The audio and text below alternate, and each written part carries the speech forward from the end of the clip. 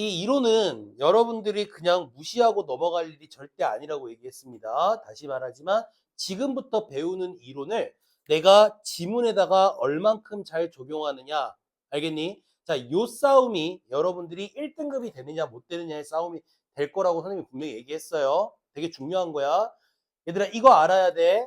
선생님들도 적용을 한 상태에서 수업을 하지 않으세요. 학교 선생님들도. 이해가 됐어?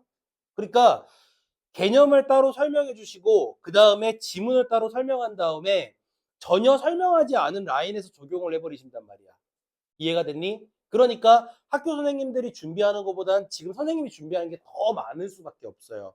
선생님은 여러분들에게 단순히 지문의 내용이 이러하다라는 걸 설명하는 게 아니라 그것뿐만 아니고 플러스해서 지금 배우는 개념들을 그 지문 시험 범위에 해당하는 지문에다 다 적용을 시켜서 설명을 해야 되는 부분이죠. 근데 문제는 뭐냐면 그렇게 배웠던 거에 적용을 해서 그거를 여러분들이 이제 암기 형식으로 공부를 해서 시험을 보러 들어가면 괜찮아요. 문제가 안 되는데, 자, 선생님이 염려하는 건 뭐냐? 작년에 있었던 일이기도 하고, 염려하는 것은 뭐가 되는 거냐면, 자, 처음 보는 지문을 낼 때가 있어요. 선생님들이 좀 더 어렵게 내려고 전혀 우리가 모르는 지문들 있잖아. 시험에 나오지 않는 지문들. 자, 그런 것들을 문제로 내면서 지금의 개념들을 적용시켰을 때, 이때가 바로 최상위권이냐 그렇지 않느냐를 결정짓는 결정적인 라인이 될 거예요. 알겠니? 그래서 일단은 여러분들이 이 이론을 알아야 된다는 거예요. 아는 게 우선이라는 거죠. 알겠니? 그냥 엄매로 생각을 하면 너무 쉬워지는데 문법을 생각해 보면 문법은 응용이잖아요. 근데 응용하기 전에 뭐부터 알아야 돼? 개념을 알아야 응용을 할 거 아니에요. 근데 개념을 모르면 응용이 안 되죠. 똑같은 거라고 생각하면 돼요. 이거 모르면 응용이 안 된다는 거죠. 알겠지? 그래서 오늘 선생님이 여러 가지 다방면으로 설명을 하겠지만 그 중에서 중요하다고 말하는 것들, 시험에 나올 수 있는 것들이 한 4가지 정도 됩니다. 그 부분은 특히나 여러분들이 잘 기억을 하셨으면 좋겠어요. 자, 시작해 봅시다. 일단 장문의 전체적인 개념, 장문이라고 하는 건 뭐냐면요. 자, 글쓰기입니다. 근데 알겠지만 어떤 특정 글을 쓸 때 우리는 뭐를 가지고 쓰는 거냐면 일단 목적을 가지고 쓰는 거거든요. 글쓰기에 목적이 있어요. 이 목적에 따라서 우리는 여러 가지를 나누어서 글의 종류를 볼 수가 있는데 목적이 크게 몇 가지가 있냐면 4가지 목적이 있어요. 첫 번째, 두 번째, 그리고 세 번째, 그리고 네 번째. 자, 이런 목적들이 있어요. 첫 번째는 뭐냐? 바로 내가 알고 있는 정보를 전달하는데 그 목적이 있다는 겁니다. 첫 번째 목적. 글을 쓰는 이유가 정보를 전달하기 위해서다. 두 번째는 누군가에게 나의 생각을 설득하기 위한 것이 두 번째 목적이다. 세 번째는 자 이겁니다. 친교. 친교라고 하는 게 무슨 얘기냐면 친밀감을 형성하거나 친근한 관계를 형성하기 위해서 하는 글들을 친교라고 해요. 그리고 마지막으로 자신이 가지고 있는 정서라든가 그 다음에 내가 어떤 삶의 태도를 성찰할 때 쓰는 정서와 성찰을 목적으로 하는 글이 있어요. 그래서 오늘 배우는 이론은 이와 같이 4가지로 돼 있습니다. 첫 번째는 바로 정보 전달을 목적으로 하는 글이 있겠죠. 일단 전반적으로 설명을 해줄 거예요. 정보 전달, 설득, 친교, 정서와 성찰들은 각각 어떤 특징들이 있는지를 먼저 설명한 다음에 정보를 전달하는 글들에는 또 세부적으로 어떤 글들이 있는지 알겠니? 그리고 그 글들이 어떤 특징들이 있는지 선생님은 그거를 위주로 하나씩 설명을 해줄 거예요. 이해가 됐지? 자, 시작해 봅시다. 먼저 정보 전달의 글의 핵심은 뭐냐면요. 이겁니다. 가치 있는 정보를 선별하고요. 조직해서 정보를 전달하는 글을 쓰는 건데 여기서 핵심은 뭐냐면 우리는 어떤 정보를 전달하는데 아무 정보나 전달하는 게 아니라 그 정보가 뭐가 있어야 된다고 판단하는 거야? 가치가 있어야 된다고 생각하는 정보를 전달해야 되잖아요. 그래서 그거를 뭐 하는 작업이 필요하냐면 선별하는 작업이 먼저 필요해요. 그러니까 어떤 정보를 내가 전달할 것이냐를 뽑아내야 되는 거. 그리고 이것을 어떻게 조직, 구조화 시켜야 이것이 잘 전달이 될까를 고민할 거예요. 이해가 됐지? 자, 두 번째 거 볼게요. 가치 있는 정보를 선별하는 방법을 이해할 수 있어야 되고 선별이 중요한 거니까 어떤 방법으로 선별을 해야 되며 두 번째, 선별한 정보를 어떻게 조직해서 정보를 전달하는 글을 만들 것이냐라고 하는 것. 그러니까 다시 말하자면 설명문에서 제일 중요한 건 어떤 정보를 근데 그 정보의 특징이 가치가 있어야 되고 어떤 방법으로 선별을 해야 되며 그 다음에 이것을 어떻게 조직해야 좀 더 잘 전달할 수 있느냐. 알겠죠? 그걸 보는 건데 첫 번째로 배우는 게 바로 정보를 선별하는 방법입니다. 자, 볼까요? 어려운 건 아니고요.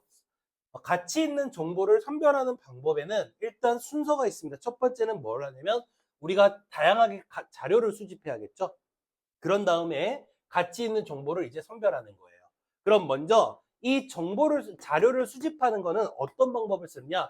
첫 번째는 다양한 경로에 따라 이용할 수 있어요. 그러니까 우리는 어떤 식으로 자료를 수집할 수 있느냐 그랬더니 이거죠. 책, 사전, 신문, 방송, 인터넷.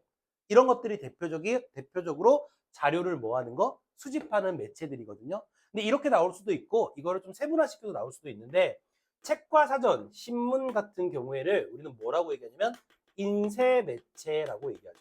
다시 말하자면 글을 쓰기 위해서 어떤 정보를 수집하는데 어떤 자료를 이용하느냐라고 했을 때 첫 번째로 활용하는 게 인터넷 매체고요. 인쇄 매체고요.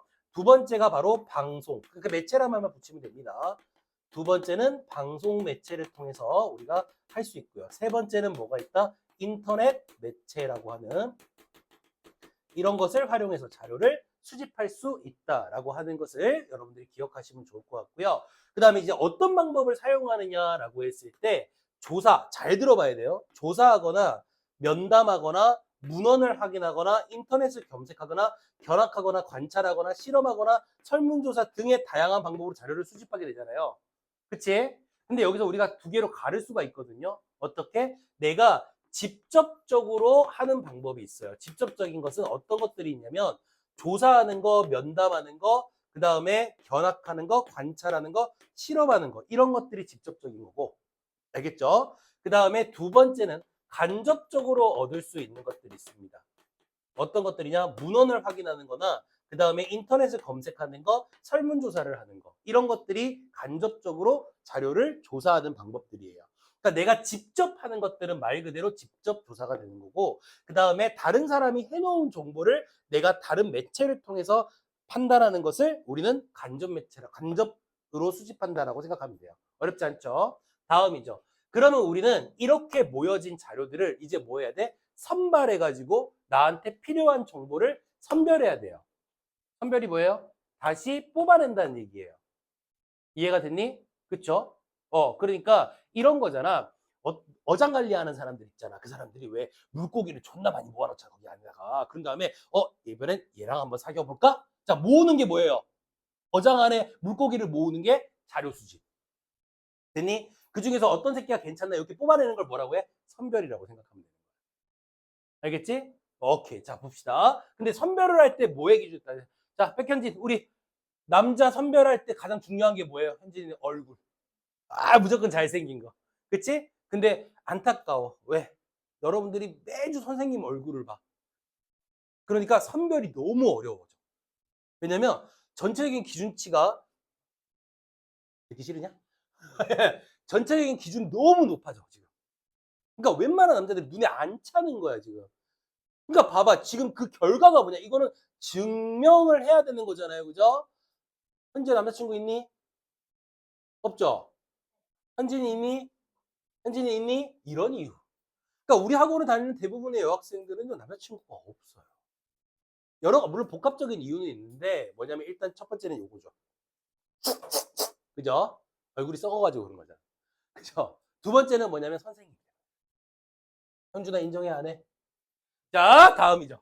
그러면 남자 뽑을 때 우리는 일단 백현진 얼굴 봐요. 그쵸? 김현진 뭐 봐요? 성격. 성격이 보면 나오니? 지나가다가 이 새끼 착한 새끼. 그러니까 오랫동안 얘기해 봐야 되는 거죠. 오케이. 서현진 뭐 봅니까? 얼굴? 너도 참 사귀기 힘들겠다. 이제. 큰일 났다. 그지? 근데 얘들아 그건 알아둬야 돼요. 잘 보세요. 글의 목적과 주제에 일단 이거 뭐 어려운 거 아니잖아요. 목적과 주제에 부합해야 되는 거잖아. 그지? 그 다음에 여러분들이 얼굴 보는 거랑 똑같은 거야. 그 다음에 지나치게 오래되어 효용성이 떨어지는 정보는 안 돼요. 그러니까 이 말은 무슨 얘기냐? 효용성이 떨어지는, 그러니까 효용성이 높은 정보를 선발해야 된다는 얘기예요. 효용성이 뭔지 알죠? 그러니까 우리가 어떤 가치가 있는 이용의 뭐 효과가 높은 정보여야 된다는 얘기죠. 그러니까 뭐 너무 지나치게 오랜다. 이게 무슨 얘기냐? 현지가 아무리 찾아도 남자가 안 생겨. 그래서 어떻게 한 마음 먹은 사람밖에 찾을 수가 없는 거야. 이거 어때요? 이거 효용성 있어요, 없어요? 이거 큰일 나는 일이야, 그치? 보통 마흔이면요 가셨거나 갔다 오셨거나 둘 중에 하나예요. 근데 애가 있어요. 감당할 수 있겠니? 감당할 수 있다고? 참고로 말하는데 40 남자 연예인이 누가 있냐면 강동원, 조인성 감당할 수 있겠습니까? 지나치게 오래되었죠. 그치? 그래서 효용성 떨어지니까 현재 이러면 안 돼. 오케이. 자, 세 번째. 요게 제일 중요해요. 이 말은 무조건 기억해야 돼. 타당성과 신뢰성이 있는 자료냐. 첫 번째로 타당성이라고 하는 거는 뭐냐면 전달하고자 하는 내용과 타당성은 관련성을 얘기하는 거고요. 관련성이 있는 정보인가 이거예요. 됐지? 그 다음에 신뢰성이라는 게 가장 중요한데 신뢰성은 내가 여기서 모아놓은 자료들이 있을 거 아닙니까? 그 자료들을 내가 써야 되는데 그게 얼마만큼 독자들에게 믿음을 줄 수 있는 자료인지를 밝혀야 되는데 그건 어려운 거 아니에요.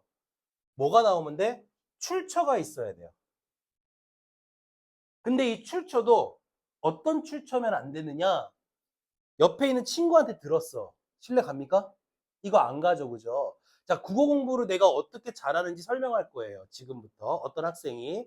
근데 이렇게 하면 잘한대요. 누가 그랬니? 친구가 그랬어요. 신뢰 전혀 안 되죠. 그런데 선생님이 그렇게 말했어. 우리 학원 선생님이 그렇게 말했어. 이렇게 말하면 신뢰성이 생겨요, 안 생겨요? 씨발, 안 생기냐? 내가 그렇게 말하면? 내가 말하면 생기잖아. 생긴다고 합시다. 알겠지? 뭐 인정하기 싫겠지만. 민주라 그랬죠? 나를 안 좋아하는 애들이에요. 뭘 사 먹이면 약간 좋아해. 그러니까 약간 뭐냐면 이게 약간 서커스당의 동물 같아요. 그러니까 뭘 먹이면 막 침 흘리고 좋아해요. 근데 평상시에 나한테 별로 반응이 없어. 그래서 혹시 민주 학생 오늘 보면서 혹시 이렇게 해야 되나 이렇게 생각하지 말고요. 알겠지? 컨셉 잡으면 안 돼요. 알잖아요. 그러니까 이 친구들은 잘 몰라도 저 친구들은 이 친구 알아요? 이 친구들 알아요? 잘 모르죠. 저 친구 잘 알잖아요. 정상 아니잖아요, 애들이. 그잖아요. 본인 생각해도. 약간 애들이 상태가 안 좋잖아요. 그죠? 심하게 고개를 끄덕거리네. 학교에서 어떻게 하고 다니는 거야, 얘들아? 현지야, 학교에서 어떻게 하고 다니는 거야? 그지? 특히 남학생 같은 경우에 이거 별로 얼굴 본 적은 있어요? 혹시 이쪽인데 저 표정으로 항상 있어요. 웃었다! 내가 현준이랑 한 2년 정도 봤는데 웃는 거 처음 봤어. 그건 좀 아니라고? 너 잘 안 웃어. 내가 존나 웃긴 얘기해도 잘 안 웃잖아.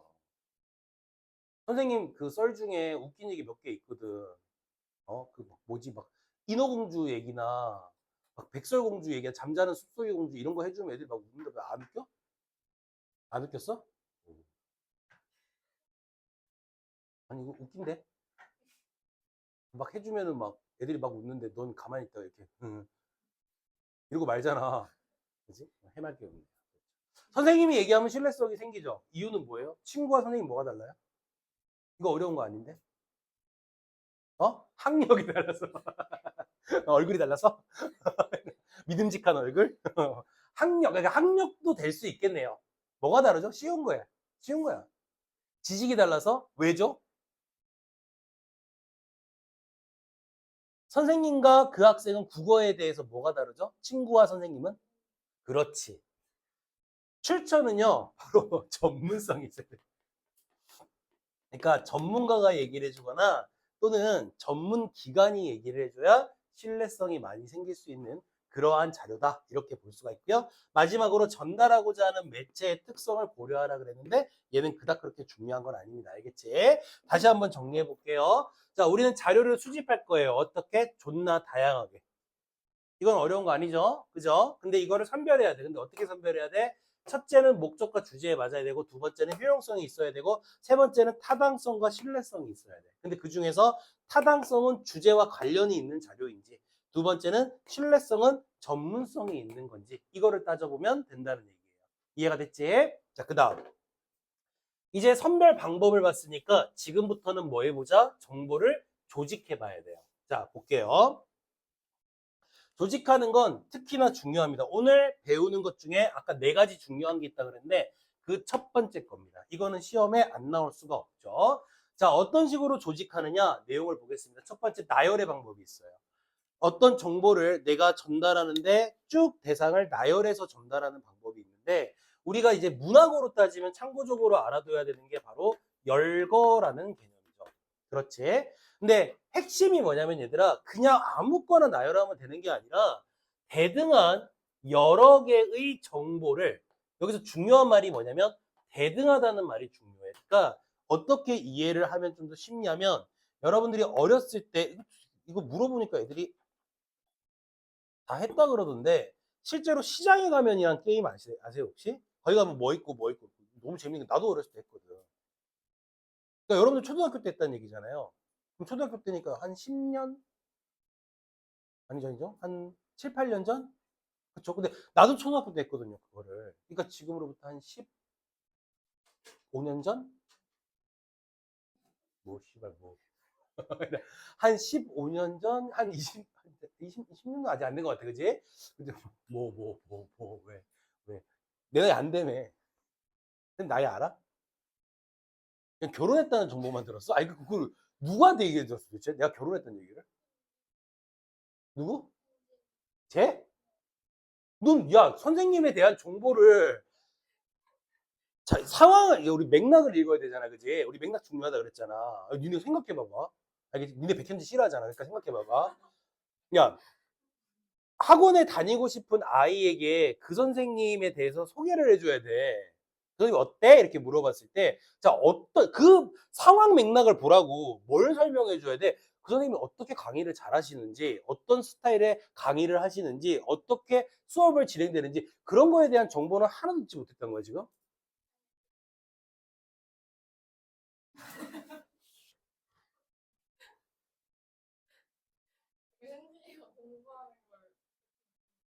아, 제가 공부하는 걸? 그러니까 뭐 어떻게 인강 보는 거? 아, 너 보는구나. 현지야 머리 조금만 내려 이렇게 볼 가려. 너 자다 왔지? 근데 저거 있잖아.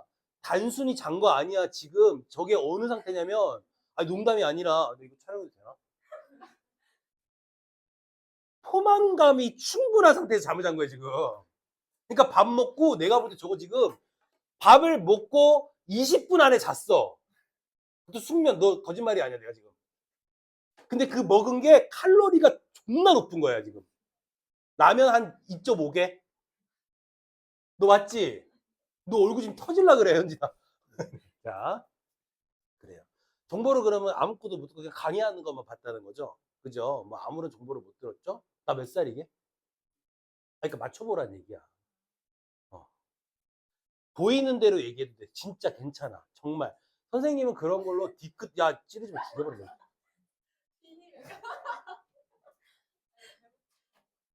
죽여버린다. 뒤끝 1도 없어요. 괜찮아. 네가 딱 생각나는 대로 불러도 돼. 자, 숫자로 정확하게 딱. 이쯤 이것도 안 돼. 그냥 딱 숫자 떠오르는 숫자로 딱. 정확하게 맞추잖아? 피자 사줄게.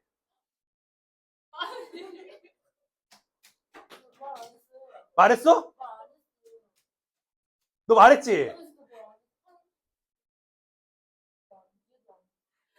말했어, 안 했어? 너 알아, 몰라, 내 나이? 내 나이 알아, 몰라? 자, 정확하게 맞춘 피자 줄게. 아가리 벌리지 말라고. 이빨 털어버리기 전에. 몇 살인 것 같아? 아, 말했네. 아, 진짜. 재미없네. 근데 그 나이가 틀린 거 아니야, 혹시? 너 정확하게 모르지? 누가 말해줬어요? 어. 그럼 말했네. 뭐? 뭐한 여섯 아니세요? 뭐 46으로 만나고. 안 좋아. 참나 어이가 없네, 진짜. 가장 최근에 물어본 학생에게 내가 몇 살인지 물었을 때 32살 나왔거든. 근데 갑자기 나보고 46이라고 했는데 좋을 리가 있나. 안 좁다니까. 동갑의 아이가 있는 걸 알아요. 그 정도면 다지. 근데 씨발 근데 32살이면 어머 나 고딩 오빠니? 큰일 나지 이러면. 됐어요. 알았어요.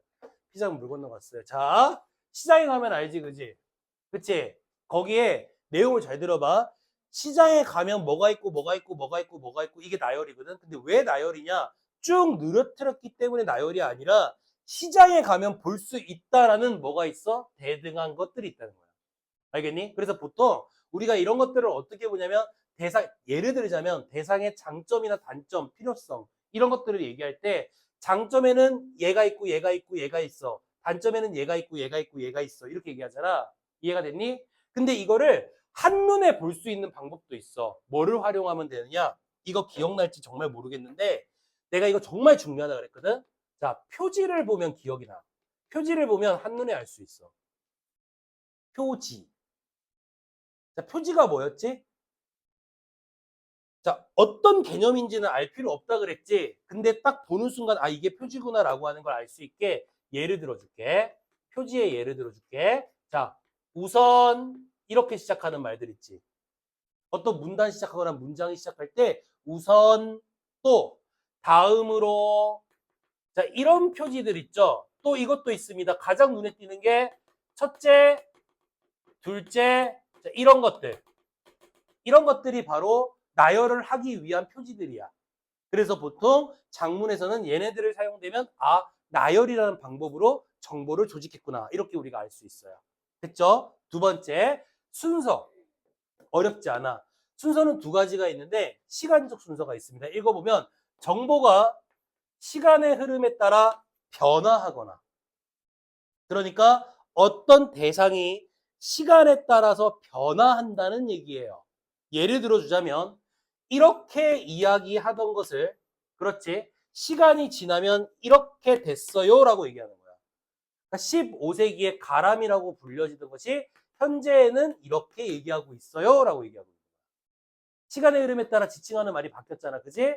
그 다음 두 번째는 1년의 과정을 설명할 때 이때 시간적 순서에 따라서 내용을 조직하는 방법인데 여기서 또 중요한 말이 하나 있어. 뭐냐면 이 부분이야. 시간의 흐름에 따라 변화하는 것을 이렇게도 얘기하지만 이걸 나타내는 지칭하는 어휘가 있거든. 그걸 뭐라고 하느냐? 통시적이라고 얘기해요. 이 말 꼭 기억하세요. 통시적이라고 하는 건 시간의 변화에 따라 시간의 흐름에 따라 대상이 변화하는 거야. 이해가 됐어요? 오케이. 통치적이라는 말 꼭 기억하시고. 자, 어떤 얘기들을 할 수 있느냐라고 했을 때 간단한 것들입니다. 뭐 어떤 인물의 생애나 건국의 과정, 이런 것들은 시간의 순서들이 굉장히 중요하죠. 그죠? 자, 또 다른 특징은 시간의 순서를 차례대로 따르는 것. 과거, 현재, 미래. 이렇게 가는 걸 순행적이라고 얘기하고. 이거 모르는 거 아니죠? 반대로 가는 걸 뭐라고 해요? 네, 역행이라고 얘기한다는 거. 이것도 여러분들이 기억을 하시고요. 자, 다음으로 이번엔 어떻게 또 순서가 나열되는 경우가 있냐면 공간적으로 순서를 조직하는 방법이 있어요. 그러니까 자 정보가 공간의 이동에 따라 변화하는 거. 됐지? 그러니까 어떤 대상이 변화를 하는데 공간에 따라 다르게 변화하는 거야. 알겠지? 예를 들면 어떤 게 있냐면 그래 우리말로는 사랑한다고 하는 말 있지? 자, 영어로 뭐라 그럽니까? I love you라고 하죠. 중국말로 뭐라 그래요? 워아이니? 일본말로 뭐라 그래요? 아이시대로 그치? 독일말로 뭐라 그래요? 몰라? 뭐? 야, 욕하냐?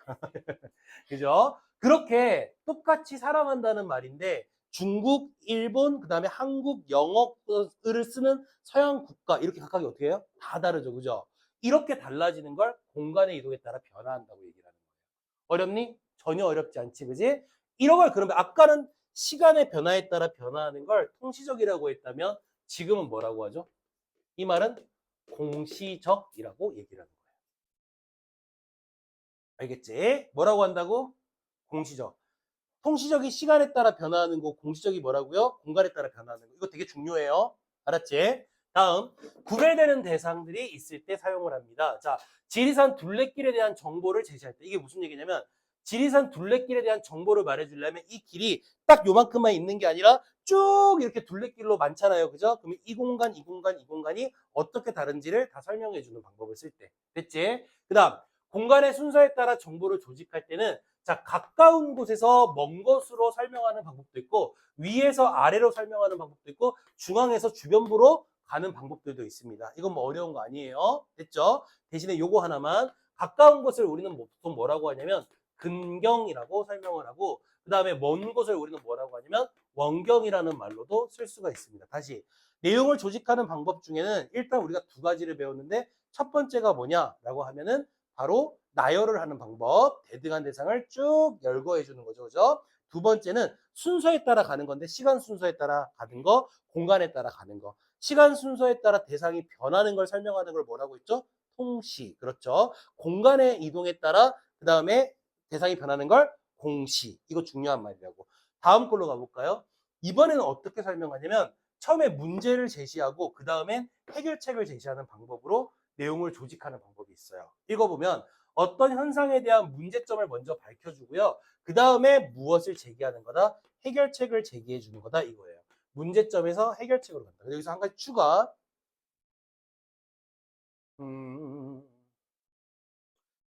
성준아, 여자친구 간절하게 사귀고 싶니? 그렇죠. 선생님의 지금 문제는 뭐냐면 나는 아이유랑 사귀고 싶어요. 그렇다고 하자고. 진심은 아닙니다. 나는 내 와이프가 아이유보다 1000배는 더 예쁘다고 생각합니다. 네. 됐지? 근데 예를 들어서 내가 지금 아이유랑 사귀고 싶다고 해봅시다. 그쵸? 자, 지금 사귈 수 있어요? 없어요? 뭐가 있죠? 문제가 있는 거죠. 그렇지? 근데 해결을 해야 돼요. 근데 그 가운데 뭐가 필요하죠? 이걸 알아야 얘를 해결할 수 있는 거잖아요. 그렇죠. 바로 이게 문제가 되는 원인을 알아야 돼요. 그래서 항상 원인과 해결책이라고 하는 이 과정 속에는 중간에 원인이 꼭 껴야 돼요. 왜냐면 얘를 바꿔줘야 해결책이 되는 거잖아요. 그죠? 됐니? 오케이. 선생님이 아이유랑 지금 사귀지 못하는 이유가 뭐예요? 원인이.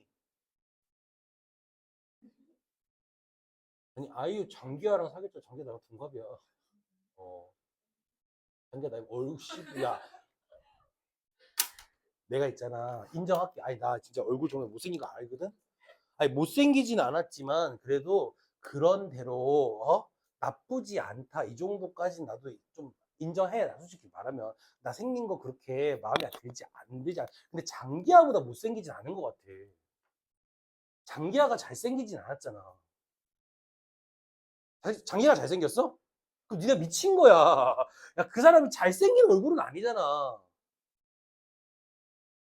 장기하 잘생긴 거 박보검 같은 애들이 잘생긴 거지.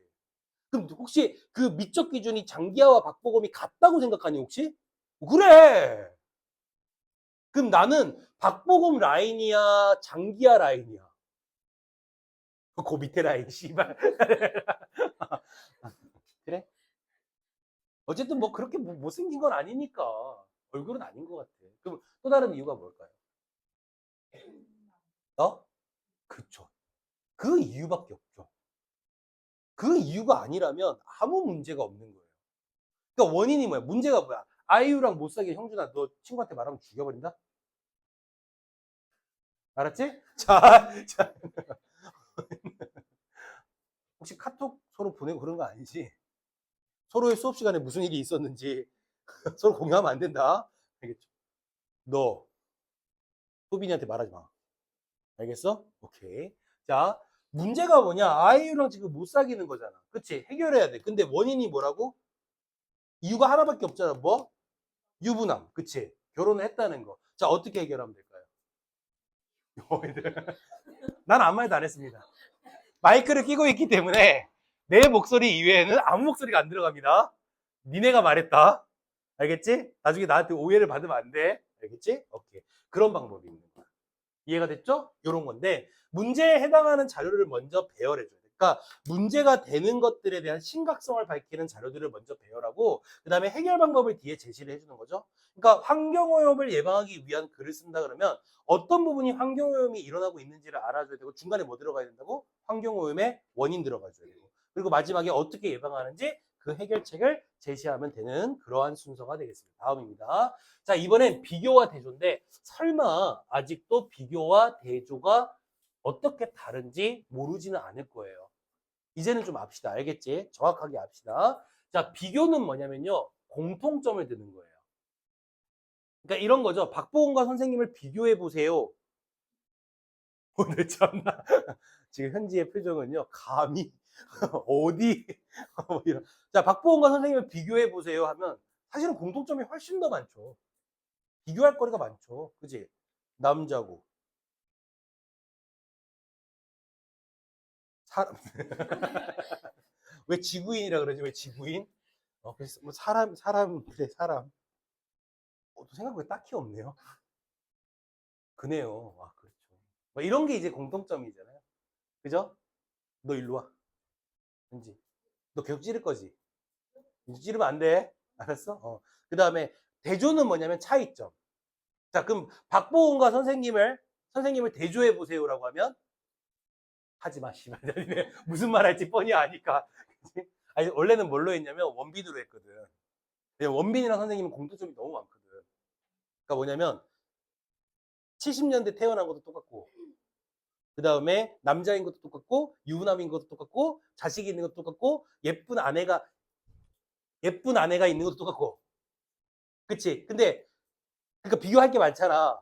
그럼 대조가 뭐야? 그랬더니 애들이 딱 한마디 하는 거야. 뭐라고? 생긴 거. 근데 그게 차이점은 아니잖니? 왜 차이라고 얘기를 하지? 다른 거잖아, 그냥. 차이는, 아니야, 내가 되게 비굴해 보이는 것 같아, 지금. 됐어. 자, 다시 공통점을 얘기하는 걸 뭐라 그래? 비교. 그치? 차이점을 얘기하는 걸 뭐라 그래? 대조라고 하는 거야.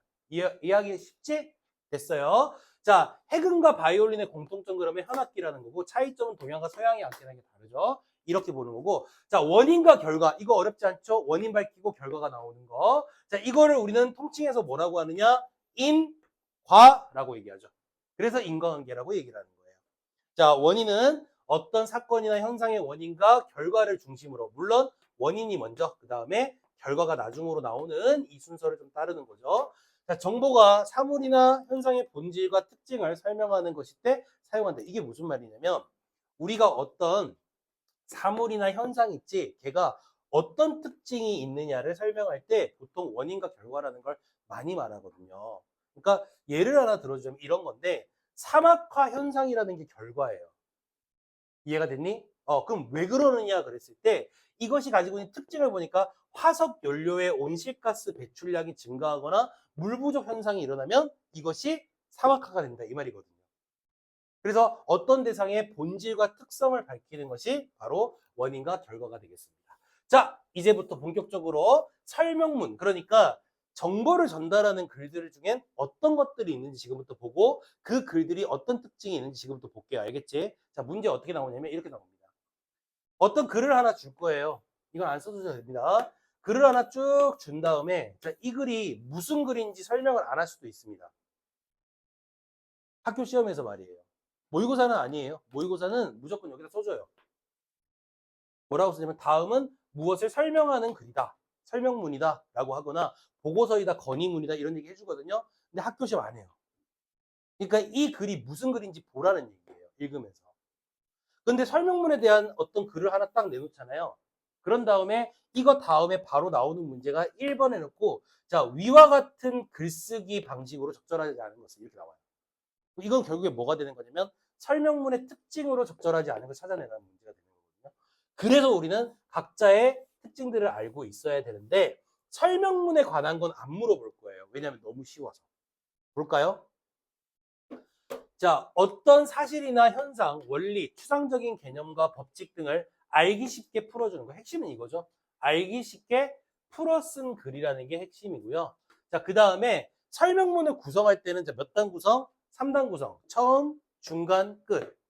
어떻게 한다고요? 처음, 중간, 끝. 그럼 배치를 할 때 어떻게 배치를 하냐면 처음에는 무조건 설명할 대상에 대해서 얘기를 해줘야 되죠. 이걸 두 글자로 뭐라 그래요? 화제라고 얘기를 하죠. 그리고 이 글을 쓰는 목적이나 이유를 분명히 제시하고 그 다음 요거죠. 독자의 관심을 유도하는 방법이 있어요. 이게 제일 중요하거든요. 처음 부분에선 화제를 제기하고 이 화제에 대해서 뭘 해주는 게 중요하냐면 관심을 유도하는 거거든요. 자, 제일 많이 쓰는 방법. 관심 유도할 때 제일 많이 쓰는 게 뭘까요? 그렇죠. 질문하는 거예요. 여러분들은 뭐 땡땡에 대해서 아십니까? 이렇게 물어보는 거죠. 됐죠? 자, 그 다음 중간 부분에는 이제 뭘 사용하냐면 이거거든요. 오늘 배우는 중요한 두 번째 거. 적절한 설명 방법을 활용하는 거예요. 이 설명 방법이라고 하는 것이 굉장히 많고 이거와 관련된 문제 시험에 안 나오면 학원비 반값이에요. 알겠지? 나오면 2배입니다. 하겠다고? 현지가 하겠다고 얘기를 했으니까 현지만 적용하도록 할게요. 됐지? 자, 이거 분명히 시험에 나옵니다. 알겠지? 왜 나오는지는 이따가 그 다음 걸 보면 여러분 충분히 알 수 있고요. 이런 설명 방법을 활용해서 대상을 알기 쉽게 풀이하는 거고 끝부분에는 뭐 해주냐면 이제 중심 내용을 요약하거나 정리해주거나 강조해주는 거. 이해가 됐지? 내가 뭐가 중요하다 그랬어? 설명하는 방법들이 어떤 것이 있는지 중요하다 그랬지? 이거 분명히 찝어내라는 문제 나올 확률 되게 높은데 어떤 것들이 있는지 한번 봅시다. 설명 방법. 이거예요. 들어본 말들이야. 근데 찾을 수 있어야 돼. 알았지? 첫째, 정의. 모르는 거 아니잖아요. 대상의 무엇을 본질이나 개념을 설명하는 거. 근데 그렇게 판단하는 것도 좋지만 팁을 하나 주자면 문장 구성, 문장의 형태로 판단하는 것도 나쁘지 않아요. 어떻게? 이렇게 나와요. A는 블라블라 이다 이렇게 나오잖아요. 문장 형태가. 그치? 맞죠? 근데 이걸 놓치는 애들이 있어. 야, 이거 나왔으면 좋겠어. 지금 얘기하는 거 보통 정의의 방법은 어떻게 나오니? 이렇게 물어봤을 때 알겠지? 물어봤을 때 이런 문장만 나오는지를 찾는 애들이 있어요. 알겠니?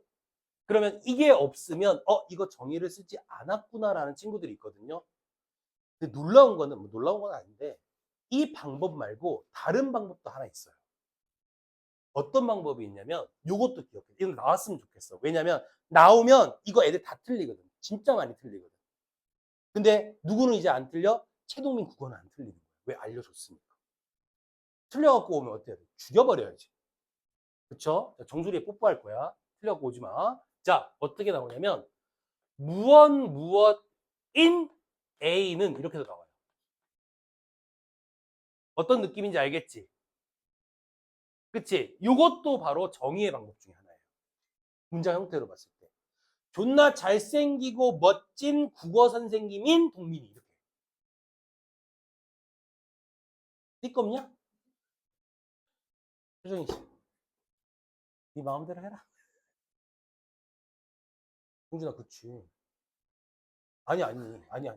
지금 방금 설명한 게 참이잖아. 그래, 안 그래? 그렇지. 자, 땡땡인 A는. 어렵지 않지? 요 두 가지가 정의의 방법이야. 자, 그 다음 예시는 알죠? 예를 들어 설명하는 거. 이거는 역시 뭐를 활용하는 게 좋냐? 표지를 활용하는 게 좋죠? 이건 뭐 어려운 거 아니니까. 예를 들어. 또는 뭐 이런 것도 있습니다. 가령 이런 말들 있죠?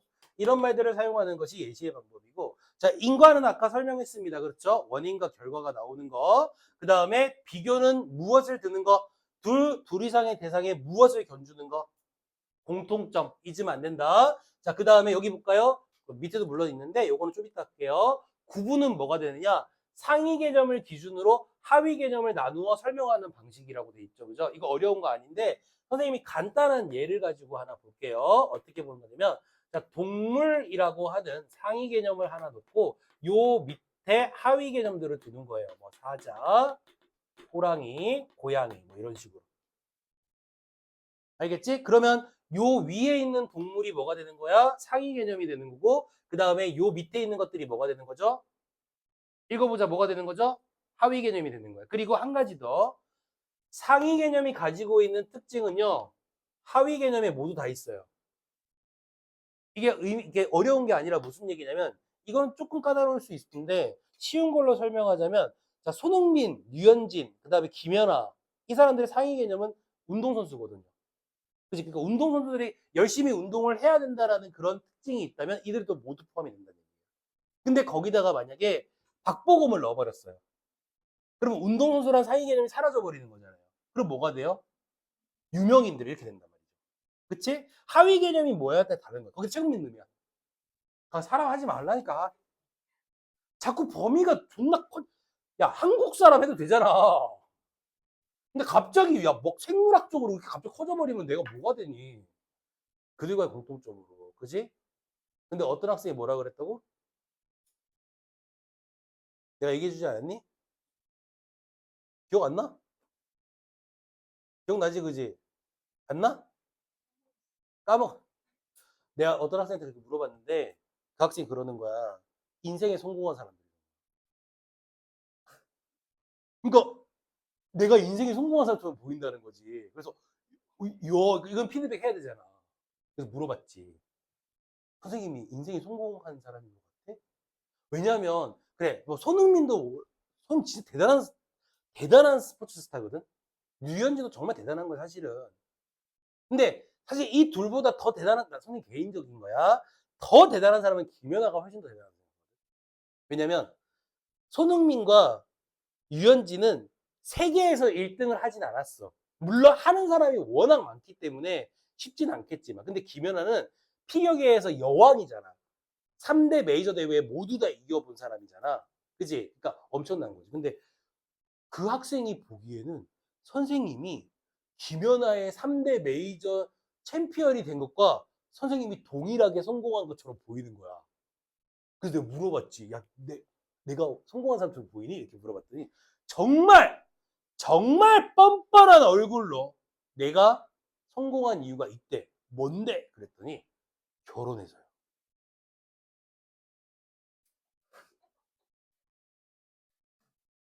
그러니까 김연아가 피겨로 3대 아무도 해본 적이 없는 아무도 해본 적은 없지만 몇 명이 안 해본 3대 메이저를 다 챔피언을 해본 그 업적이 이 얼굴로 결혼한 업적과 동일하다는 거야. 참나 어이가 없어가지고 그게 성공이래. 그래도 이 뻔뻔하게 그 친구가 뭐라 그러냐면 선생님은 그거 이제 메가스터디 있을 때 학생이 얘기한 거거든. 남학생이었어. 선생님은 우리의 희망이에요. 왜? 그랬더니 저희는 결혼할 때 정말 얼굴이 단 줄 알았거든요. 근데 아니라는 걸 알았어요. 심지어 더 충격적인 거 알려줄까요? 그 학생은 선생님의 와이프의 얼굴을 본 적이 있어요. 여기서 본 적 있니 혹시? 우리 와이프 얼굴 본 사람? 형전 너 못 봤니? 너도 못 봤니 아직? 우리 와이프 얼굴을 보더니 더 큰 희망에 품풀어 지금. 여자들이 남자의 얼굴을 절대 보지 않는구나. 그러니까 자기네들은 그랬대요. 예쁜 여자들은 남자 얼굴을 보는 줄 알았대요. 근데 꼭 그게 아니구나.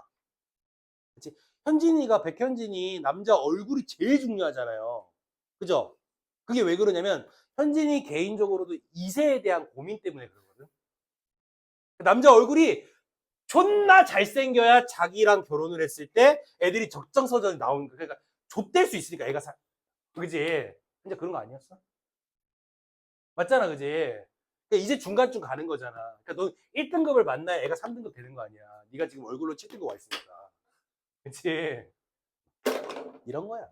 자, 어쨌든 인생에 성공한 사람 이런 겁니다. 자, 이런 거 이해했죠? 그 다음 분류 보겠습니다. 얘들아, 분류와 분석 잘 기억하세요. 분류는 어떤 대상을 나누는 거야. 분석도 나누어서 설명하는 거야. 그런데 차이점이 뭐냐? 얜 기준이 있어야 돼. 알겠지? 그리고 얘는 구성 요소에 따라 나누어야 돼. 잘 들어.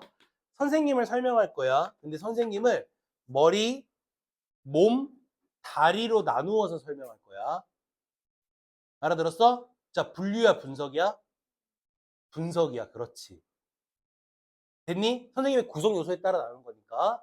맞지? 그러면 우리 강의실에서 안경 쓴 사람과 안경을 쓰지 않는 사람 나눌 거야. 이건 안경이라는 뭐가 있죠? 이걸 뭐라고 불러? 분류. 자, 그 다음 부연과 상술이라고 하는 거는 어떤 내용을 보충해서 하거나 덧붙이는 내용. 이건 별로 중요하진 않아. 알겠지? 요렇게 설명하는 방식이고, 다음 대조는 비교랑 분명히 얘기했었지. 대조의 방법은 둘 이상의 대상을 견주어서 차이점을 얘기하는 거고, 인용은 다른 사람의 말을 자신의 말처럼 끌어쓰는 거야. 됐지? 이거 어려운 거 아니야. 자, 열거는 아까 배웠어. 뭐 하는 거야? 쭉 나열해 주는 거. 마지막으로 묘사는 눈에 보이듯이 설명하는 거야. 그래서 묘사라고 하는 거는 보통 어느 대상에 쓰는 거냐면 시각적으로 볼 수 있는 대상들. 그러니까 보통 어떤 대상의 외형을 설명할 때 보통 묘사를 많이 씁니다. 알았지? 그러니까 겉으로 보이는 모습, 이것을 설명할 때 묘사를 많이 쓰게 됩니다. 이런 것들이 바로 뭐가 된다? 설명의 방식이야. 이거 중요해. 알겠지? 시험 무조건 나온다. 꼭 기억을 하시고. 자, 다음은 자기소개서인데, 자, 이거는 10분만 쉬었다 합시다. 알겠죠? 자, 5분까지 전부 다 들어오세요.